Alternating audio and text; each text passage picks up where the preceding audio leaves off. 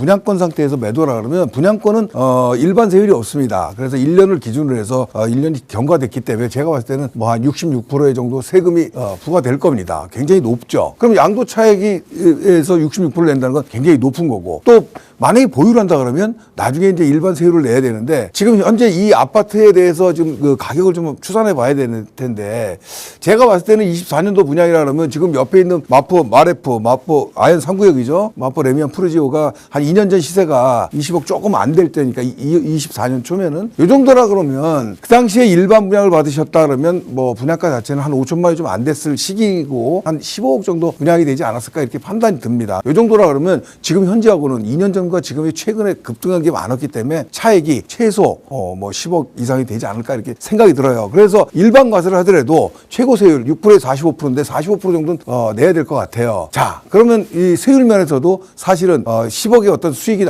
생겼어도 굉장히 좀 차이가 좀 있을 수 있겠죠. 두 번째로는 만약에 분양권을 매도한다 그러면 66% 내고, 또 부산에 있는 아파트를 매수하신 해운대 쪽 얘기를 하신 것 같은데, 자, 지금 현재 물산이나 부산 뭐 이런 대구나 이런 지역들이 조금 이제 온기를 찾아가는 분위기는 맞습니다. 그래서 해운대 같은 경우도 지금 뭐 거래량도 늘고 있고, 또 지금 뭐 주거 선호도가 높은 지역이 있대. 해운대구, 뭐 동래구, 수영구 이런 지역들은 굉장히 좀 좋은 지역이잖아요. 그러다 보니까 나쁘지 않은 방법 같아요. 하지만 문제는 뭐냐면 지금 그쪽 지역이 좋은 것도 맞지만 이쪽 지역은 더 좋다는 얘기죠. 지금 여기 위치가 여기 애호개역 바로 초역세권인데 주변에 마포 레미안 푸르지오 뭐 굉장히 대단지지만 단점이라고는 세대 규모가 작은 것밖에 없어요. 하지만 신축이고요. 초역세권 굉장히 강점을 갖고 있습니다. 그런데 지금 마레프 같은 경우에도 현재 한 27억 정도 시세를 유지하고 있기 때문에 그 이상으로 좀 갈 수는 있을 것 같아요. 물론 지금은 특별한 상황입니다. 지금 양도세 중과 때문에 급매물이 조금 출현하고 있는 시기이긴 하지만 제가 볼 때 조금 기대감이 있거든요. 또 뭐 주변의 시세를 좀 본다 그러면 비슷한 상황으로 보면 공덕역 인근에도 뭐 파크자이라든가 뭐 이런 데들이 있어요. 뭐 더샵이라든가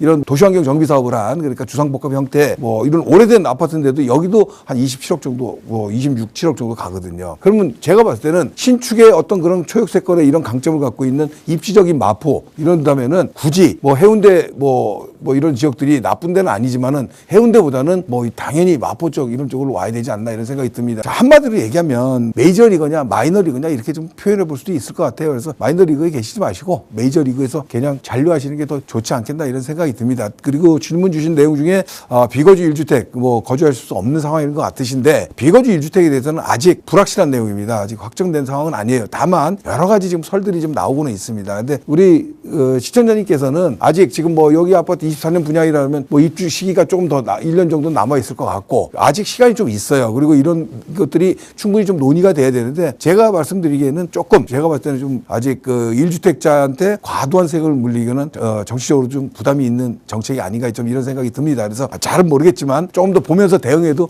늦지 않다 이런 생각이 들어요.